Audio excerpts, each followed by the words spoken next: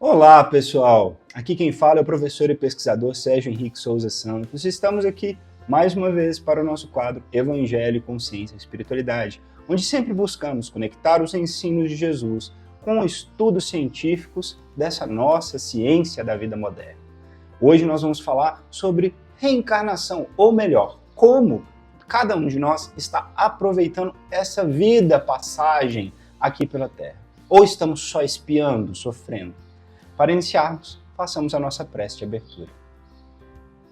Deus, nosso Pai, abençoe e ilumine para que consigamos aprender com a inspiração de mais alto. Abençoe os nossos mentores, anjos de luz, para que juntos possamos aprender, evoluir e fazer o bem, levando a tua luz aonde formos. Que assim seja. Muito bem. Hoje, o primeiro texto para reflexão é o Evangelho de Jesus Cristo, segundo Lucas, comentado por Emmanuel e psicografado por Chico Xavier. E o tópico de hoje é Lucas capítulo 17, versículo 21. Nem dirão, vede aqui ou vede ali, pois o reino de Deus está dentro de vós. Lugares de expiação. Múltiplas são as conceituações dos infernos exteriores. Para os hindus de várias legendas religiosas da antiguidade, a região do sofrimento, para lá do sepulcro, dividia-se em dezenas de seções nas quais os espíritos culpados experimentavam os martírios do fogo e da asfixia, dos botes de serpente e das aves famélicas, de venenos e martelos, lâminas e prisões. Entre os chineses, acreditava-se que os condenados após o decesso atravessavam privações e torturas até caírem, exaustos, numa espécie de segunda morte, com o suposto aniquilamento do próprio ser. Egípcios empregavam aparatosos regimes de corrigenda para os mortos que fossem implacavelmente sentenciados a penas aflitivas sobre as vistas de Anubis. A crença popular grega admitia a existência de abismos insondáveis além-túmulo, onde os maus eram atormentados por agonias cruéis.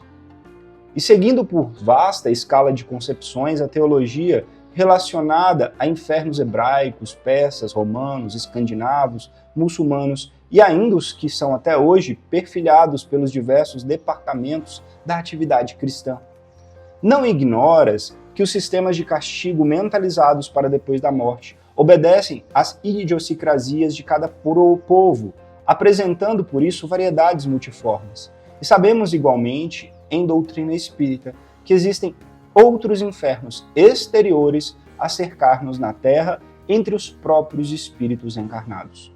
Não longe de nós, vemos o inferno da ignorância, em que se debatem as inteligências sequiosas de luz, o inferno das necessidades primárias, absolutamente desatendidas, o inferno dos entorpecentes, o inferno do lenocídio, o inferno do desespero e o inferno das crianças desamparadas, todos eles gerando os suplícios da sombra e da loucura, do pauperismo e da enfermidade, do abandono e da delinquência. Em razão disso, embora respeitando as crenças alheias, observemos as próprias ações, a fim de verificar o que estamos fazendo para extinguir os infernos que nos rodeiam.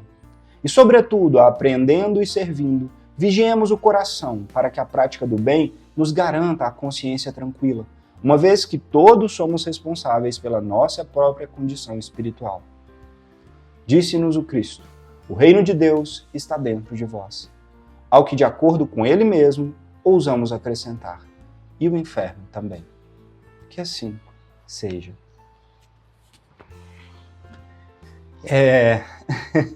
Esse texto que fala de expiações e inferno, né?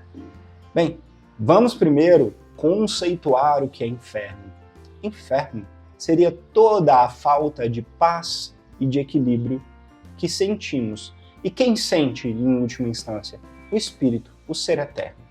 Ou seja, quando entendemos de verdade que, como bem explicou Emmanuel, ao longo de toda a evolução humana, diferentes concepções de inferno, de expiações externas a nós foram criadas, nós temos que entender que faz parte de cada civilização criar, os seus conceitos de acordo com o seu tempo. Porém, Jesus veio nos dizer, como bem finalizou Emmanuel aqui, que o inferno real somos nós que criamos dentro de nós mesmos, né? Assim como o céu. O céu real, ele é criado dentro de nós mesmos, na nossa alma, na nossa essência. Na prática, então, quer dizer que não existe esses locais de tormento, de agonia, quando nós desencarnamos do corpo? Não é isso. O que quer dizer é que a nossa criação íntima vai nos levar para o local ao qual nós nos afinamos, aquele que nos atraímos pelas nossas energias. Significa que se nós acreditamos no fundo, lá no fundo, não da boca para fora, né, não levianamente, mas a alma, a essência, com tudo que vivemos, depois de desencarnar, se nós acreditamos que fizemos errado, entendemos que precisamos redimir e pagar, se estamos com energias pesadas pelas nossas atitudes ao longo da vida, nós vamos ser atraídos por locais com essa afinidade. E esses locais, né, no mundo chamado umbralino, significa que a criação lá são daquele conjunto de espíritos, de almas que ali estagiam, passam um período, porque elas mesmas imaginaram e criaram aquilo como uma forma de expiação. Ou seja, não quer dizer que não exista esses infernos, digamos assim, externos para as almas, mas são estágios que podem ou não ser criados de acordo com o merecimento e as criações íntimas de cada um de nós. Portanto, Emmanuel nos diz, podemos criar o céu dentro de nós. E como criamos esse céu? Seguindo os ensinamentos de Jesus. Emmanuel deixa muito claro que os piores infernos que estão aqui ao nosso redor hoje são os infernos da nossa ignorância, infernos de faltar o mínimo básico de um alimento a uma criança, a um irmão nosso que está ao nosso redor, o básico de conhecimento, o básico de qualquer coisa. Isso são vivências infernais que muitos irmãos nossos estão ao nosso redor vivenciando e cabe a nós buscar auxiliar. Portanto, quando buscamos amar, auxiliar, estamos criando paz para nós mesmos. Na lei de retorno, emitimos, volta. Tudo que fazemos de bom, volta para nós. Portanto, busquemos, sim, amar, compreender, amparar e auxiliar sempre o máximo que for possível. Nenhum de nós aqui é perfeito e consegue fazer tudo que gostaria e que acredita ser possível ainda, mas façamos um pouquinho de cada vez melhorando e vamos chegar lá, conquistar essa nossa paz tão sonhada. E dentro desse contexto, temos o nosso livro querido, Palavras Amigas, ditado pelo irmão Expedito e psicografado por Júlio Carvalho. O tópico de hoje é aproveitando a reencarnação.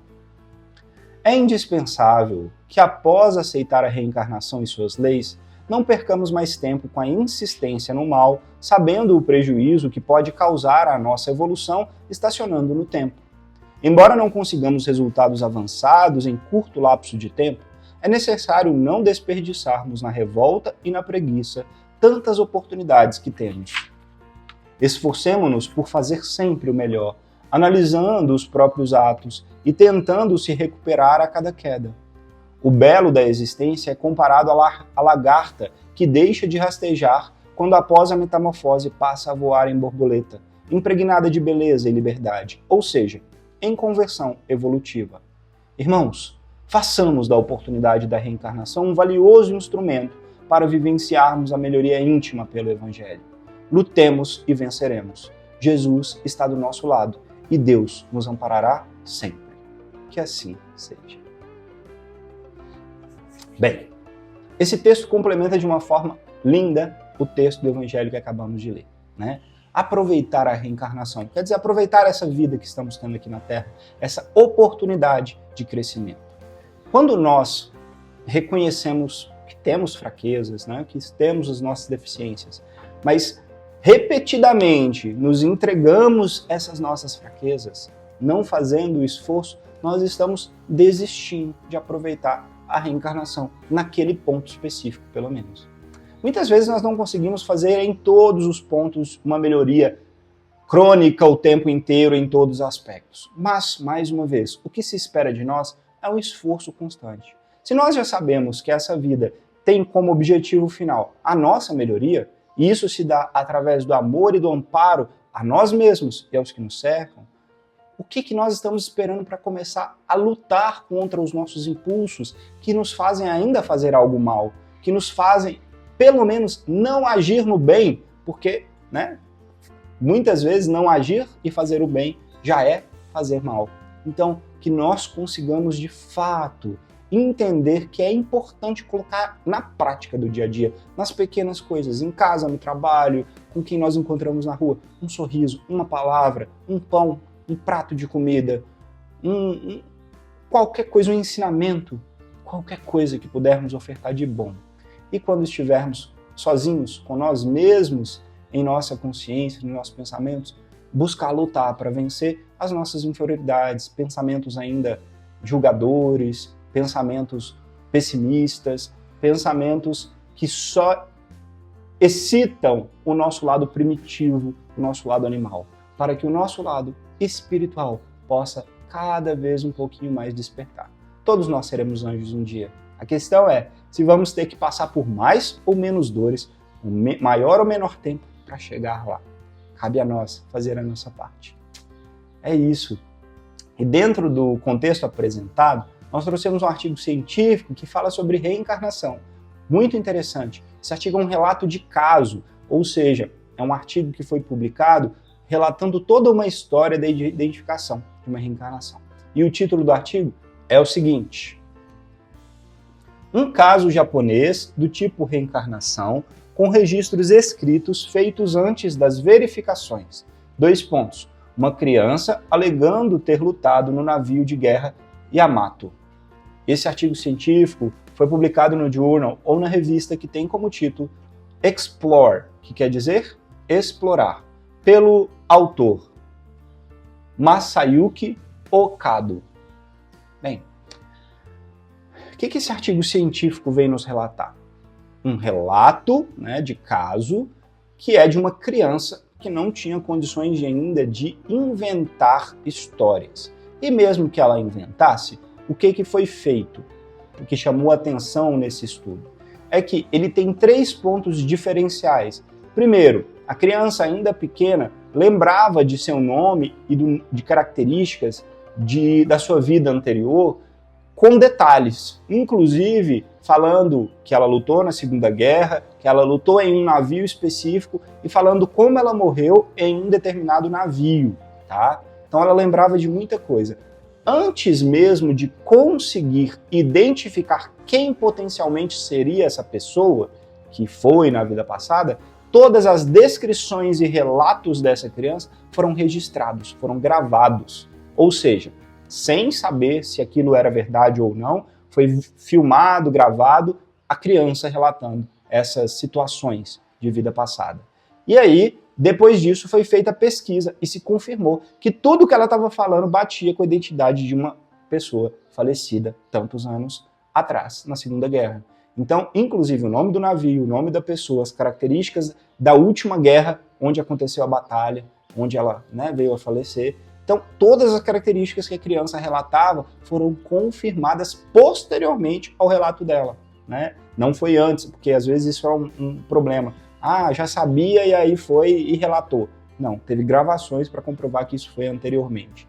E o terceiro é que é um caso japonês muito isolado, porque não é muito fácil encontrar esse tipo de relato tão detalhado e com gravações. E aí esse caso teve esse diferencial dessa memória e confirma para nós, né, essa veracidade dos relatos da criança. Bem, no final das contas, nós não precisamos, né, claro, acreditar na reencarnação para que ela seja real. Ou seja, a nossa capacidade da alma continuar e de precisarmos voltar para aprender, reparar, continuarmos evoluindo, é uma opção de crença de cada um. E é importantíssimo, cada um vivencie no seu tempo, da sua forma. Mas, quando nós chegarmos do lado de lá, de alguma forma teremos que encarar a realidade, mais cedo ou mais tarde, né? Que a vida continua, que Deus está do nosso lado, que somos uma alma, que temos continuidade e que vamos colher todos os frutos do que plantamos, assim como hoje estamos colhendo, não só os frutos de agora, mas do que fizemos no passado. Portanto, fatos apresentarão-se para cada um no tempo correto. E não precisa pressa, cada um no seu tempo, na sua crença, na sua história de evolução. Importante, fazer o bem, amar, que aí sim nós estaremos cumprindo o que Deus quer para nós. Façamos então a nossa prece de encerramento. Senhor Deus, gratidão por mais uma vez podermos aprender juntos. Que a Tua luz transborde em nossos corações e consigamos colocar em prática esses ensinamentos de amor para aproveitar essa vida, essa encarnação que o Senhor nos concede com tanta bondade para podermos crescer. Abençoe os nossos anjos mentores e aqueles que mais sofrem e todos que nos acompanham. Que assim seja. Gratidão a vocês pela oportunidade de conversarmos mais uma vez. Namastê e até a próxima.